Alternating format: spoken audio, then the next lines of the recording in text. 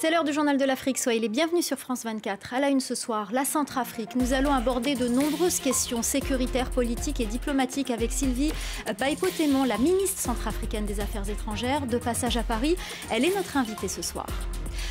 15 ans de prison ferme pour les 3 militaires qui avaient tenté en 2019 de renverser le pouvoir du président Ali Bongo Ondimba au Gabon. À l'époque, le président était hospitalisé à l'étranger suite à un AVC. Nous serons à Libreville dans ce journal. Et à la fin de cette édition, nous irons en Côte d'Ivoire à la rencontre d'un caricaturiste, rédacteur en chef d'un hebdomadaire satirique. Il nous livrera ses secrets et son témoignage de son vécu dans des moments forts de l'histoire du pays. Reportage à suivre. Cela ne vous a pas échappé, la Centrafrique est au cœur de l'actualité. Les offensives rebelles, les échéances électorales et les tensions diplomatiques ont marqué l'actualité de ce pays ces derniers mois. Et ce soir, nous recevons la ministre centrafricaine des Affaires étrangères, Sylvie Baipo-Témon. Merci beaucoup d'être venue sur ce plateau. Alors vous êtes, je le disais, de passage à Paris. Vous êtes la chef de la diplomatie centrafricaine. Quel message vous apportez aujourd'hui à Paris alors que les relations, et c'est le moins qu'on puisse dire, entre Paris et Bangui sont tendues en ce moment ? Et merci de me recevoir. Le message en premier, c'est que nous avons été longtemps et nous sommes toujours des partenaires. Nous traversons des moments certes difficiles, mais nous devons nous asseoir ensemble, continuer à travailler ensemble. La persévérance est la clé de la réussite. Et effectivement, dans chaque famille, il y a toujours des moments de malentendus, des turbulences, mais il nous faut tenir bon. Donc mon message est toujours dans l'orientation de celle du président de la République, de main tendue, de dialogue, de privilégier le dialogue comme issue de tout sujet qui peut être sujet à malentendu.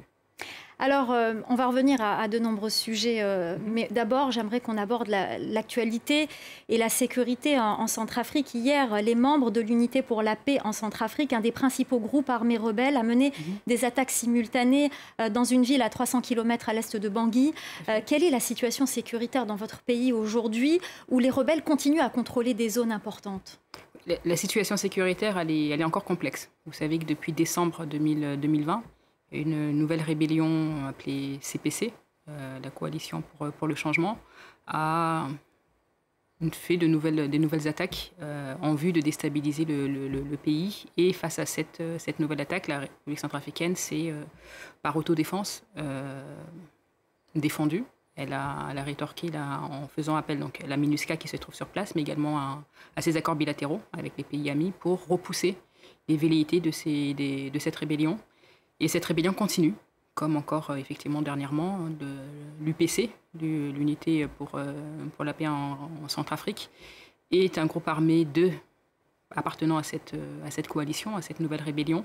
Et elle continue à sévir. Cette rébellion continue à mener des attaques ciblées contre la population, contre les institutions de la République. Donc cette situation est toujours très complexe. Et les autorités centrafricaines restent debout. Parce que, de manière responsable, elle continue à assurer, en tout cas elle tente, tant bien que mal, à assurer la sécurité de la population et l'intégrité de son territoire. Alors, en début de semaine, un rapport des experts des Nations Unies sur la Centrafrique a été publié. Il répertorie minutieusement les nombreuses exactions de la coalition rebelle CPC, mais pointe aussi du doigt des assassinats, des pillages, des agressions sexuelles commis par les forces nationales et par ses alliés, notamment les instructeurs russes pendant la contre-offensive. Devant ces très nombreuses preuves, quelle est votre réaction, la réaction du gouvernement ? La réaction du gouvernement, vous savez qu'à l'annonce, à la notification de ces allégations, le gouvernement centrafricain a mis en place une commission d'enquête nationale qui est en cours. Où en est-elle justement cette commission ? Elle a donné un temps. Vous savez qu'il y a la séparation des pouvoirs, donc la partie judiciaire est en train de faire son travail. Donc il nous faut la laisser mener à bien ces investigations, de manière à ce qu'on puisse affirmer que d'allégations, on va arriver à des cas avérés. Et si des cas sont avérés, comme l'a si bien dit le président de la République, sanctions, il y aura. Quels que soient les acteurs, il faut qu'il y ait sanctions. Nous avons affaire à une population qui a été trop longtemps souillée, violée, martyrisée sur son propre territoire. Il faut que cela cesse. Et vraiment, quand je dis tous les acteurs, parce que depuis cette grosse crise de 2012, avec l'invasion de la Séléka, la République centrafricaine eu systématiquement la même démarche de faire appel tant à la sous-région, à son partenaire traditionnel, à la communauté internationale pour venir l'appuyer face à ces attaques de ces mercenaires et de ces rebelles. Il y a aujourd'hui la population qui est la principale victime de toute cette agression, toutes ces velléités, doit être mise en avant.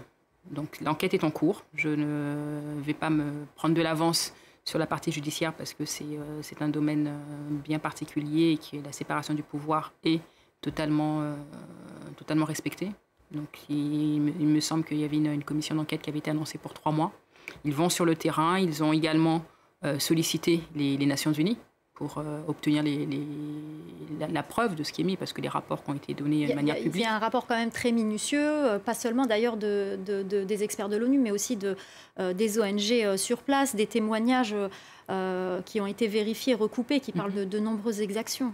Oui, tout comme il y a des témoignages aussi sur place qui nous disent effectivement que certaines allégations qui ont été dites ont été lues, ont été préparées sur des textes et données pour être lues moyennant une petite enveloppe. Donc du coup, l'enquête est en cours, elle doit pouvoir mettre en lumière la véracité des faits. Alors, un nouveau gouvernement a été nommé très récemment, vous avez été reconduite, mais ce n'est pas le cas de tout le monde, et beaucoup de l'opposition et de la société civile dénoncent un gouvernement non inclusif, proche du président Touadéra, et dénoncent donc le manque d'implication de l'opposition. Que répondez-vous à ces accusations? Écoutez, c'est un refrain que l'on connaît, qui est systématiquement le même, mais l'opposition d'ailleurs a été conviée, participée. De même, si vous suivez les propos d'un des représentants de cette opposition qui dit qu'elle a été contactée, mais qu'elle a marqué un refus. Donc il faut savoir, soit on veut participer, on veut s'impliquer à la reconstruction du pays, à bâtir un état de droit, soit on préfère attendre et puis être à la tête de ce pays pour pouvoir faire sa part et son devoir en tant que citoyen centrafricain. Ce que je réponds tout simplement, c'est cette notion d'inclusivité, elle ne doit pas être confondue avec une notion d'intégration. L'inclusivité, c'est laisser les autorités centrafricaines créer un espace où tout le monde va pouvoir s'y retrouver. Mais ce n'est pas prendre et mettre dans l'espace existant. Parce qu'aujourd'hui, en République centrafricaine, il nous faut créer un espace où tout le monde va se sentir concerné, tout le monde va pouvoir s'impliquer autour de ces valeurs républicaines qui sont sacrées et qui ont perdu un peu de sens en Centrafrique.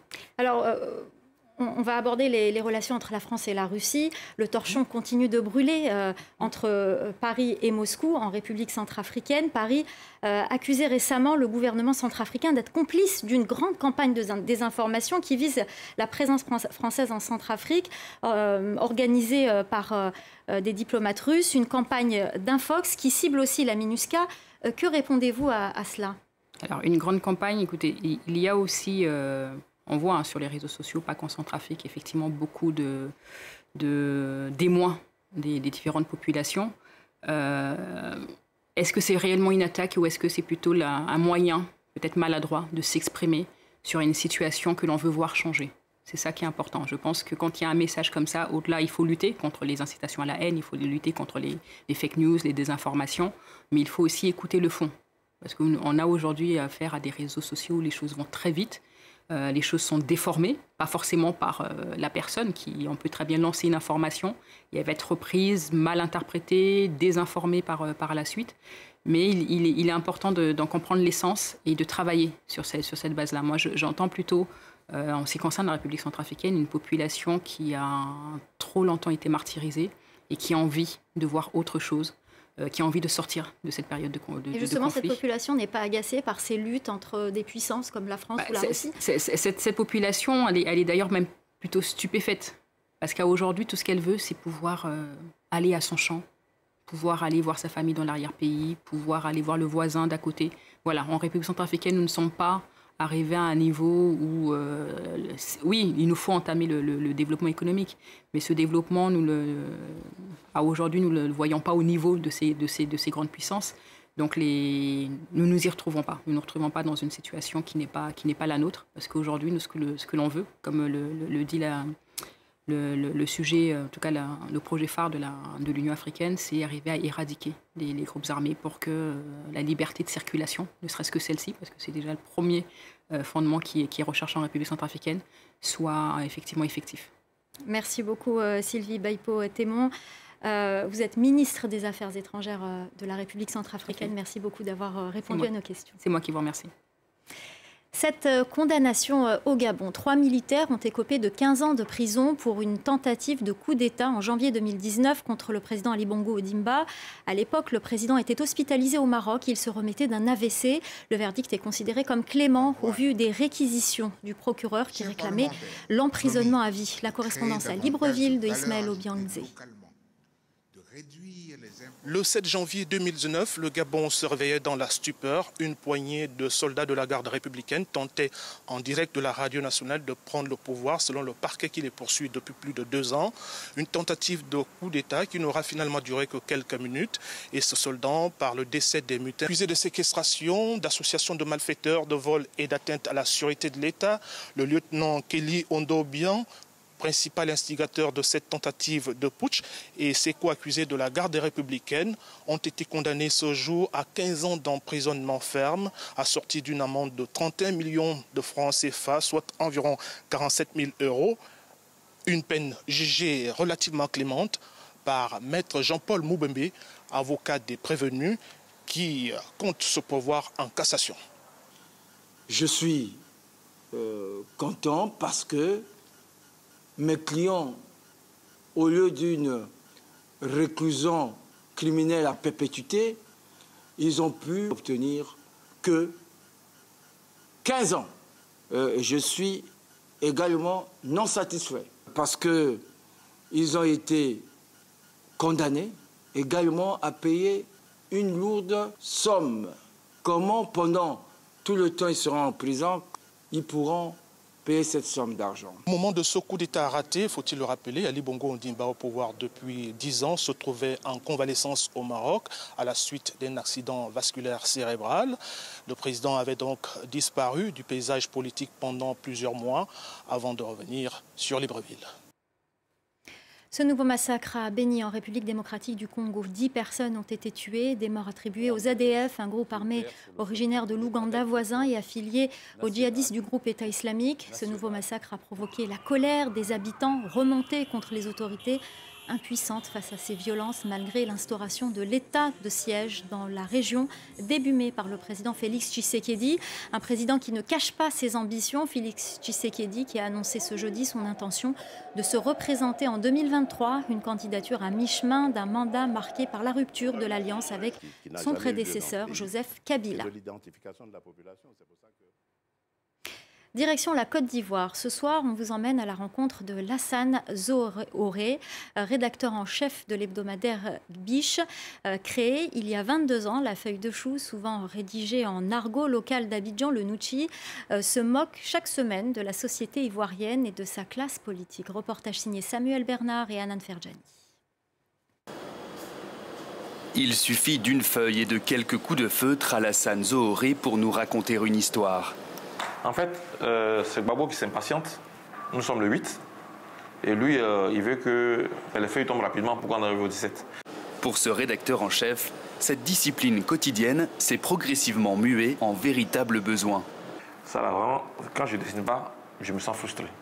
Zohoré, qui pratique la caricature depuis plus de 30 ans, a créé Biche, son propre journal il y a de cela 22 ans, qui est devenu la référence dans la caricature de presse ivoirienne.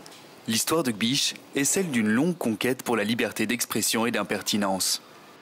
Au départ, lorsqu'on a commencé avec Biche, l'imprimerie du journal gouvernemental nous imprimait. Donc on allait à dose héméopathique, on va dire. Malgré le sens de l'autodérision des Ivoiriens et de sa classe politique, caricaturer n'est pas toujours sans danger. Lors du coup d'État militaire de 2000, Zohoré a évité de justesse de se faire emmener par l'armée du général Guéhi. Je devais me rendre ce jour-là à la rédaction. Les gens qui habitaient aux alentours m'ont appelé pour me dire non, faut pas bouger, les militaires sont dans le quartier. Créé il y a 22 ans, Biche a couvert plusieurs périodes de crise meurtrière pour le pays. Pour Zohoré, si le rôle du caricaturiste est celui d'un éveilleur de conscience, il ne s'agit pas non plus de jeter de l'huile sur le feu. Quand le pays est vraiment divisé et qu'on sent une certaine tension dans la population, nous essayons d'être des conciliateurs. Mais lorsque nous nous rendons compte que bon, c'est un peu plus apaisé, ben on s'en donne à cœur joie. On tape à gauche, on tape à droite, on tape où on veut. Je pense qu'on peut se transformer en colombe de la paix, comme on peut se transformer en impertinent. Bon, vraiment, c'est un peu mi-ange, mi-démon, quoi. C'est comme ça que nous sommes. Ange ou démon, une chose est certaine, l'impertinence de Zohoré et de son équipe ne s'estompera pas avec les années. Voilà, c'est la fin du Journal de l'Afrique. Restez avec nous dans quelques instants, la suite de Paris Direct avec Antoine Fenot.